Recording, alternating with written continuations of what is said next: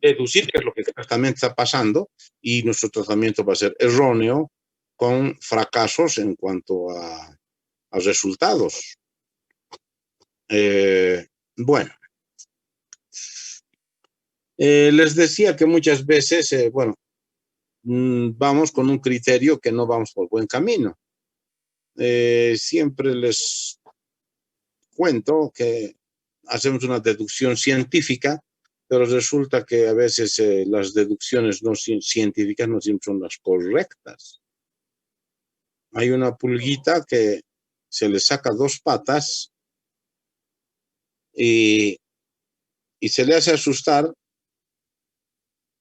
y resulta y se le dice salta, y la pulga salta con 4 patas. Se le saca otras 2 patas y le dice salta, y vuelve a saltar la pulga porque le quedaban 2 patas. Le saca las últimas 2 patas, o sea, le saca las 6 patas y le hace asustar y le dice a la pulga salta, y la pulga no salta, por supuesto.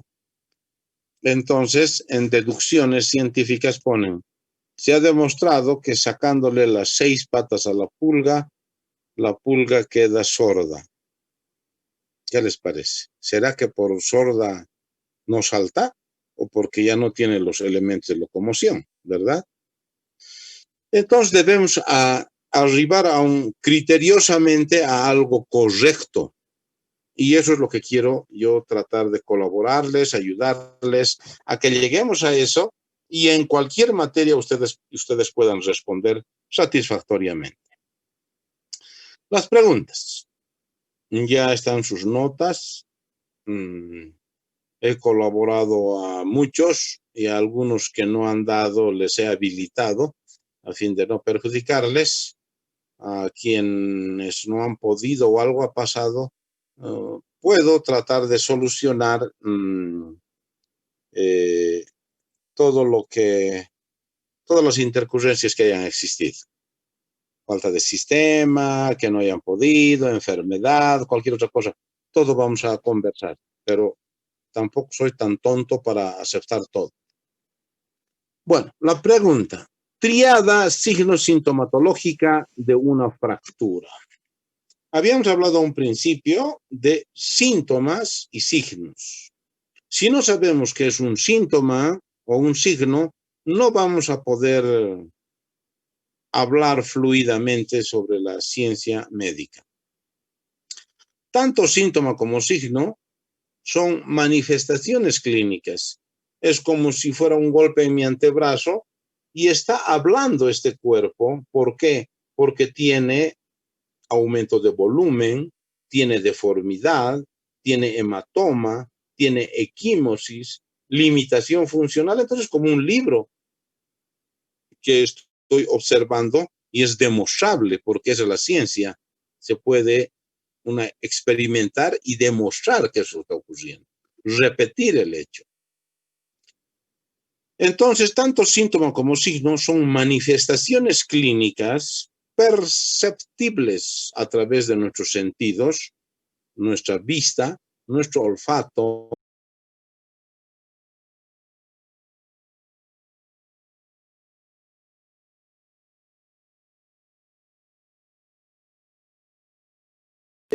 Entonces, no solamente puede percibir el explorador y el paciente, sino los vecinos y todo el entorno que pueden estar los familiares. Y tiene que ser categórico lo que estamos tratando de semiológicamente encontrar el diagnóstico.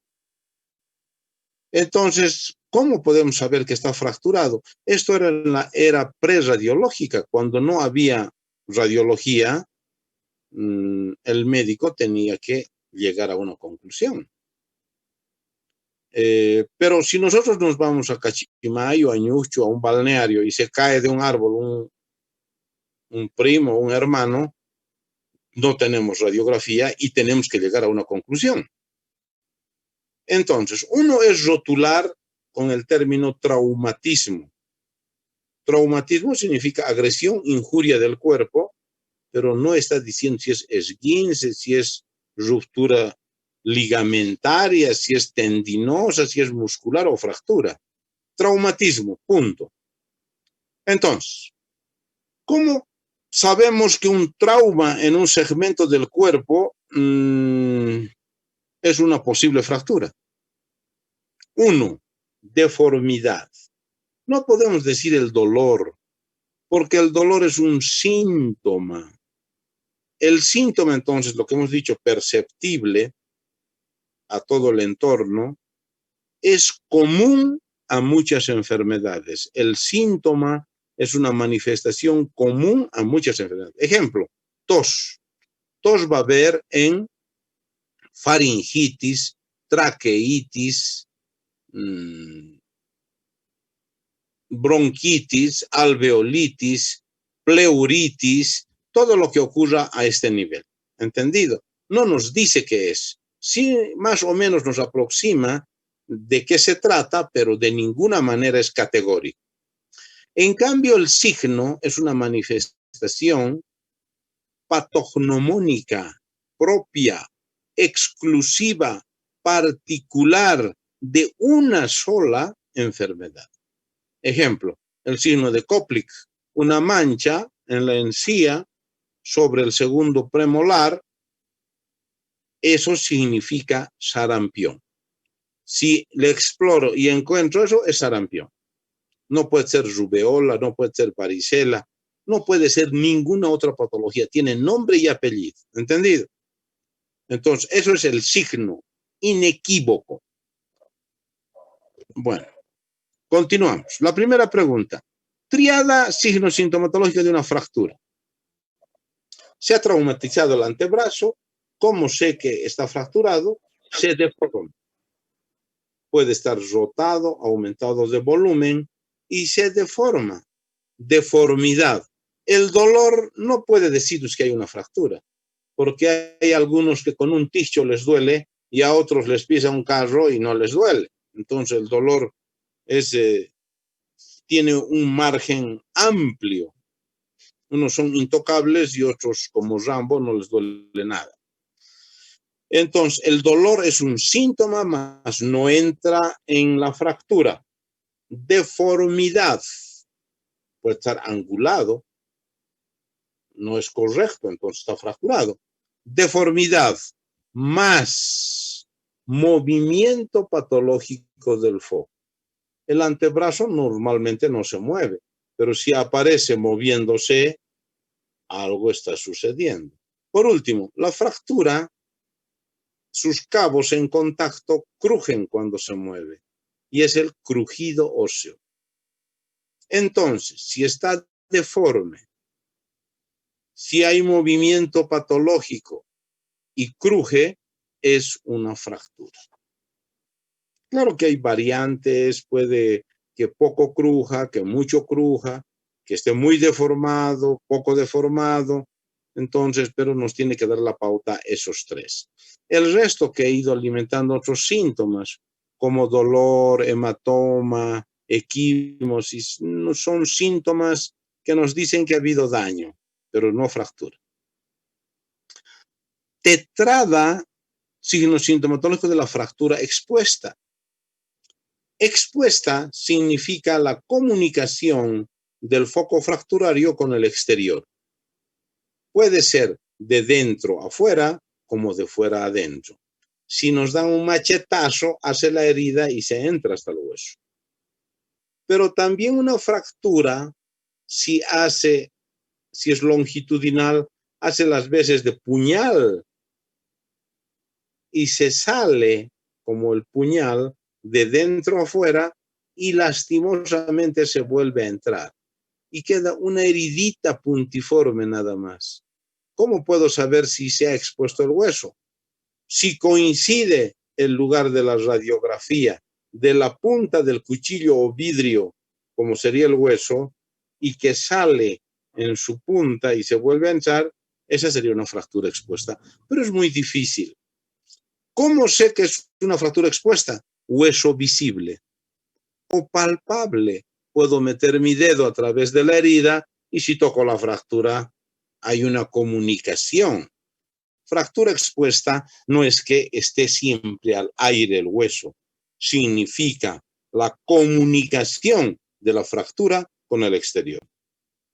de fuera a adentro el machetazo y de dentro a afuera el fragmento óseo semejante a un arma blanca que sale. Muy bien. Tercera. Triada signo-sintomatológica de la pseudoartrosis. ¿Qué es la pseudoartrosis? Es la falta de consolidación en el plazo esperado de una fractura. Una fractura generalmente, hemos visto, la muñeca es 45 días, la clavícula es 40 días, la costilla que es más corta es 30 días, y el hueso largo es 3 meses. Entonces, si no consolida en 3 meses, esperamos un mes más, sería ya retardo de consolidación. ¿Quiénes van a hacer retardo de consolidación?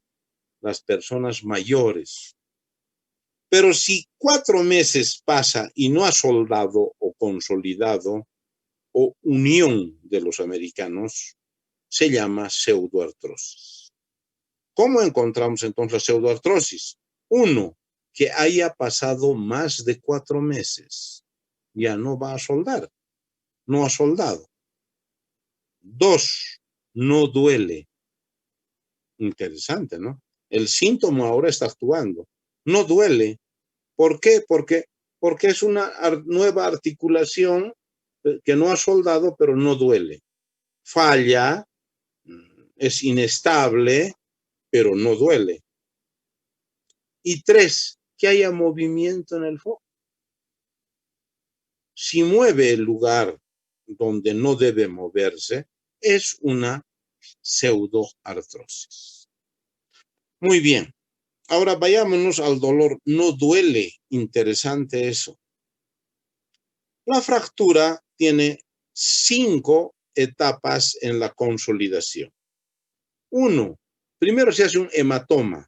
Es el hematoma fracturario. Pregunta de examen. Segundo, callo fibroso. Se empieza a organizar el hematoma y se vuelve callo fibroso.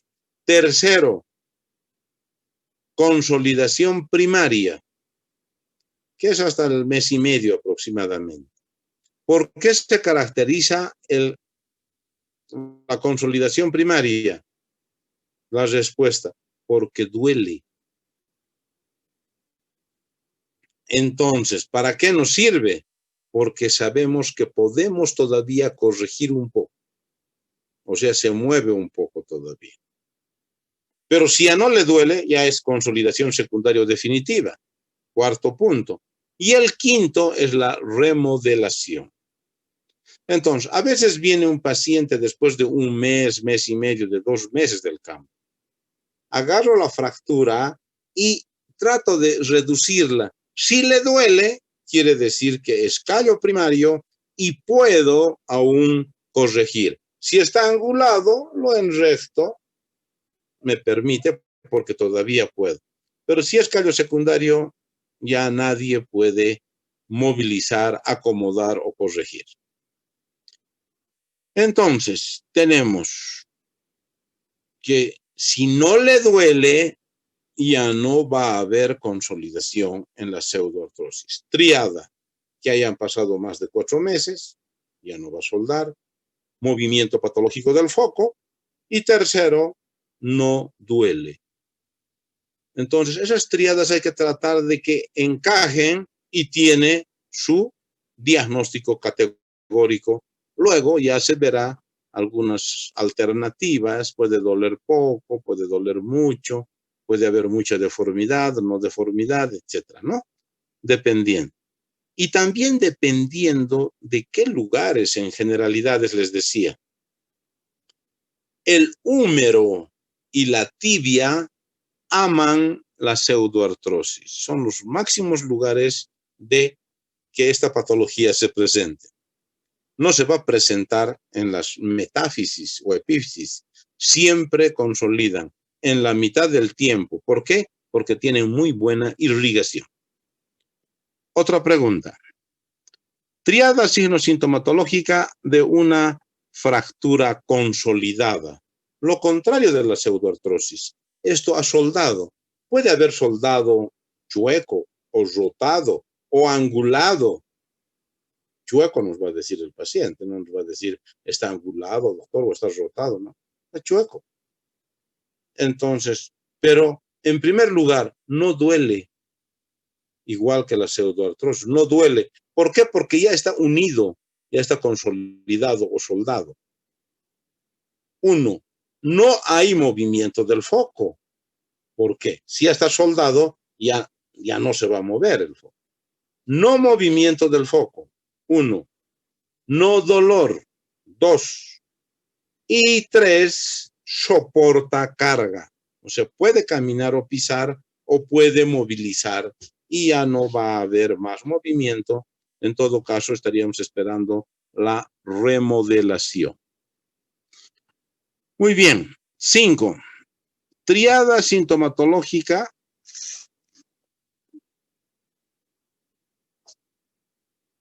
del hematoma.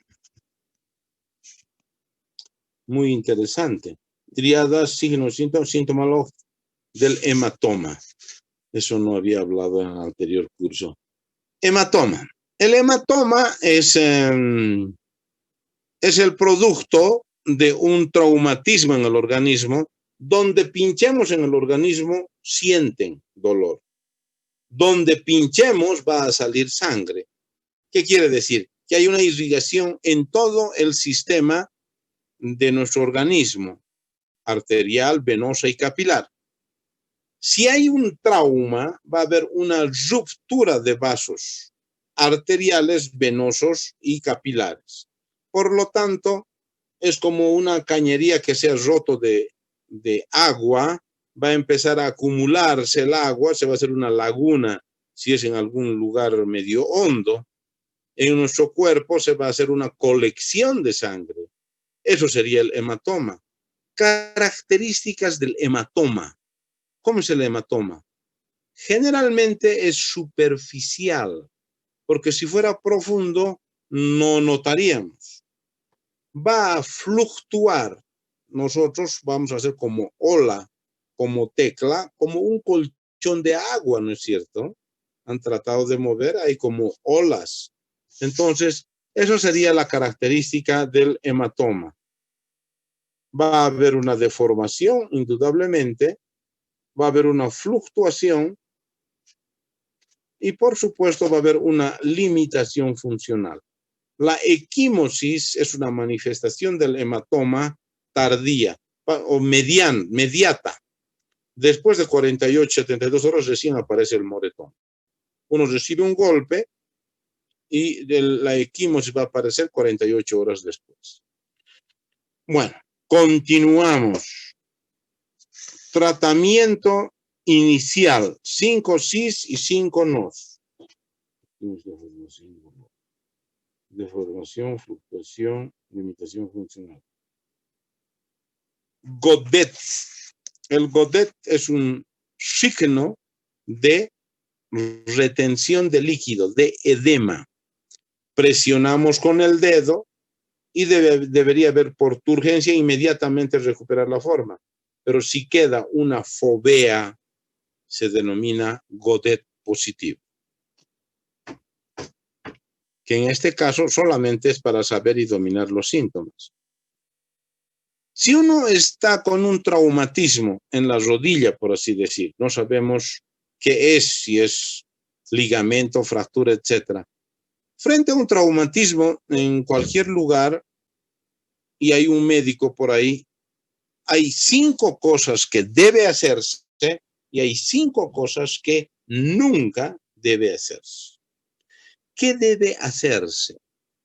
Una pregunta de mis exámenes variables era, encontrándose en el campo, ¿qué es posible hacer frente a un traumatismo de pierna? ¿Qué se puede hacer en el campo? ¿Se puede hacer un yeso? No tengo. ¿Hielo? No hay. ¿Le voy a poner una pomada? No tenemos. ¿Qué se puede hacer? ¿Qué es accesible en el campo? Pues estoy sin nada de primeros auxilios. Reposo. Otros están moviendo, está mal mi mano, que está mal mi mano. Pero si está mal, no lo muevas, pues déjalo quieto. Reposo, lo primero. Segundo, elevación. Si elevo el miembro, facilito el retorno venoso, porque la arteria va a subir nomás sin problema, pero facilito el retorno venoso. ¿Qué puedo hacer en el campo? Reposo y elevación. Ahora, lo idóneo, inmovilizar con medio yeso o férula. ¿Qué significa esto? El entablillado o en cartón se puede poner, pero medio. Si ponemos circular o yeso cerrado, un traumatismo sangra 48 horas. Por lo tanto, sigue sangrando y se sigue hinchando o aumentando de volumen. Y si el yeso es cerrado, mi miembro afectado va a ahorcarse. O sea, se va a apretar y tengo que, gritando al paciente, tengo que ir a abrir el yeso a medianoche. ¿Me entendieron? Entonces, ¿qué sí debo hacer? Reposo, elevación, inmovilización con medio yeso o férula o esqueleto o alma o sostén. Todos esos nombres tiene la férula o medio yeso. ¿Por qué medio yeso? Porque sangra 48 horas y tiene que permitir aumentar el volumen, y cuando baja el volumen recién actuamos en forma definitiva. Cuarto, hielo local. 15 minutos sí y 15 minutos de reposo. No puede ser más de 30 minutos continuo porque produce vasodilatación arteriolar y sangra más. Quinto, analgesia sistémica. O sea, no le voy a poner pomada calmante en el lugar, se coloca o pastilla o inyectable sistémico, no en el lugar afectado.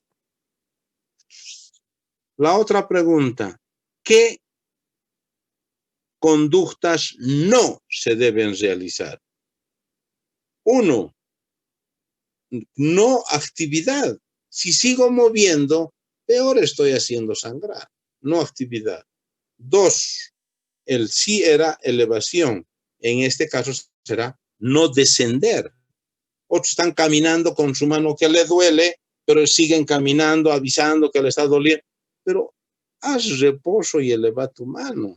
Pero si desciende, no va a haber retorno venoso, las venas se vuelven turgentes, se va a hinchar, frío, dolor, edema, sudoración, hipotermia, anestesia, y se complican las cosas. Simplemente elevando, vean cómo se puede solucionar. Entonces, no actividad, no reposo. ¿Qué nunca se debe hacer? Yeso circular cerrado. Si el yeso es cerrado, va a ahorcar al miembro, a no ser que le hospitalicen y le eleven el pie, y de esa manera aseguramos de que todo marche bien. ¿Qué otro no? No cremas y ungüentos. ¿Por qué? Porque todas las cremas son vasodilatadoras. Calientan, rubefacientes, se vuelve caliente, rojo. Y si se vuelve caliente, está llevando más sangre. ¿Queremos que vaya más sangre o menos sangre? Menos sangre, para eso estamos aplicando hielo. ¿Qué no? Fricción y crema. ¿Y qué es el otro no? Nunca analgesia local. Ya le he puesto pomada, ya le he puesto diclofenaco, ya le he puesto ratizalil, todo ya han puesto. Vayan y jabónenlo. Saquen ese principio activo y pongan hielo local, pero de ninguna manera analgesia local. Esos son los 5 nos. Continuamos. Tratamiento incruento de la clavícula está indicada en... Hay muchas cosas que van cambiando, pero lo que sí está ocurriendo es que la medicina privada es altamente comercial, y también la institucional. Es una pena, pero así es la cosa. A veces un pariente va a tal hospital y le piden 2 hojas de laboratorio, aunque no sea necesario, para ver, a ver, veremos qué sale. No es así las solicitudes. Y por último, hay algunos huesos fracturados, rajados, es una fisura de la pared no se va a abrir porque se va a abrir. Lo operan, lo operan. ¿Y qué es lo que quiero? Que ustedes aprendan a tener el criterio correcto si corresponde o no una cirugía. La clavícula siempre ha sido de tratamiento incruento. Es más, operar sería profanar. Profanar es un término de hurgar muertos. No se debe hurgar la clavícula, pero todo lo operan. Pero está habiendo olas, como por ejemplo, antes hacían las cesáreas, operaban las cesáreas porque pagaban en privado. Y cuando lo han vuelto al parto gratuito, han bajado las cesáreas. Pero algunas escuelas, como la americana, dice primípara cesárea. En cambio, la escuela francesa no te hace la cesárea, espera. Y si no se desencadena correctamente, recién harían cesárea. Estuve viendo una presentación de acretismo placentario. Todavía eso no están llevando. La placenta acreta, percreta, íncreta es la placenta que se enraiza en el útero y al arrancar la placenta, el alumbramiento, sangra y muchas mamás mueren por sangrado, por el arrancamiento, por el acretismo placentario. Se ha demostrado que si se hace cesárea hay mayor porcentaje de acretismo. Segunda cesárea, mayor todavía el acretismo. Y la tercera, mayor y con muerte y aún con transfusiones.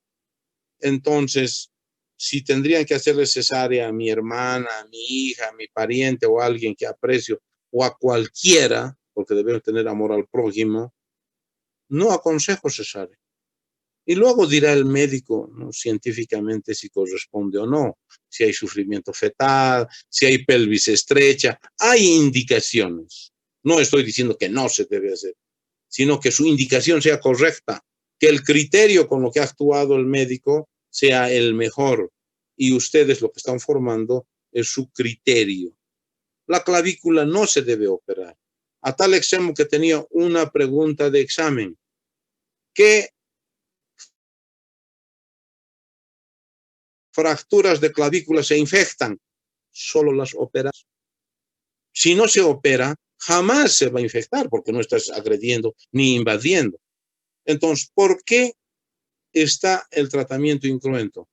Porque siempre consolida, quede como quede la fractura, siempre consolida. Y 2, funciona 100%. Pero muchos criteriosos médicos de alta ciencia, no, que no queda perfecto, que no pueden realizar ciertas maniobras, por favor. Sin embargo, esto como una ola, todo lo estaban operando y ahora está bajando la ola. No están operando porque quedan los tornillos visibles, palpables, y se rompe la placa. Hay problemas. Lo mismo, hay indicaciones para la operación de clavícula. No todas las clavículas, pero preferentemente debería respetarse. ¿Qué busca el médico? Uno, que suelde o la unión del americano, y 2, que funcione. Siempre suelda y siempre funciona. ¿Por qué lo están operando? Ustedes ya verán en su criterio. Luz, por favor, si no es molestia. Bueno, tenemos la reducción incruenta de la luxación de hombro. El hombro se va a reducir incruentamente, lo idóneo es bajo anestesia, por 2 causas, porque da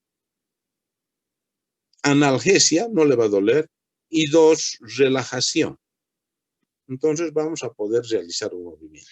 Sin embargo, incruentamente, con o sin anestesia, con o sin sedante, se pueden realizar algunas maniobras. Entonces, nuevamente, ¿qué no se debe realizar? ¿Qué es lo que nunca se debe hacer? Es la maniobra de Hipócrates. No ser hipócrita, dice, ¿no? Pero parece que hay que ser nomás a veces hipócritas. No Hipócrates. La maniobra de Hipócrates consistía en meter el pie o talón más propiamente o con el empeine a la axila y traccionando la mano, acomodar el hombro, que sí hay éxito, pero he fracturado húmeros, un húmero, y he fracturado en un paciente 2 o 3 costillas. ¿Por qué? Porque el paciente es mentiroso. Me habían dicho que hace una semana se había luxado y era más de 6 meses que se ha luxado. Pasados los 3 meses ni lo toquen, les había dicho. A ver, se le pregunta a un alcohólico, ¿usted bebe? Y te va a decir, no, alguna vez te dice. Sin embargo, hace la anamnesis y toma 3 botellas de whisky por día. Entonces hay gente que nos miente. A una damita le dice, usted está embarazada, ha tenido relaciones, dudo con la probabilidad de embarazo. No, no, no, no. Entonces nos hacen equivocar. La otra vez quise arreglar una nariz por un dorso nasal, por colaborar, que era pobre, que era amistad, etcétera, y que anoche le han dado un golpe y ha quedado chueca. He tratado con anestesia de reducir, imposible. Hace 3 años tenía fracturada la nariz y consolidada, chueca. Y anoche le habían dado otro golpecito, pero me habían dicho que hacía 24 horas que estaba. Entonces, miente la gente y nos lleva a conclusiones erróneas. Y por supuesto que el tratamiento también va a ser nada satisfactorio. ¿Qué podemos hacer? Se puede hacer la maniobra de la sábana, pero la maniobra de la sábana es una sábana que la enrollamos como una soga, metemos bajo la axila y jalamos y otro jala de la mano.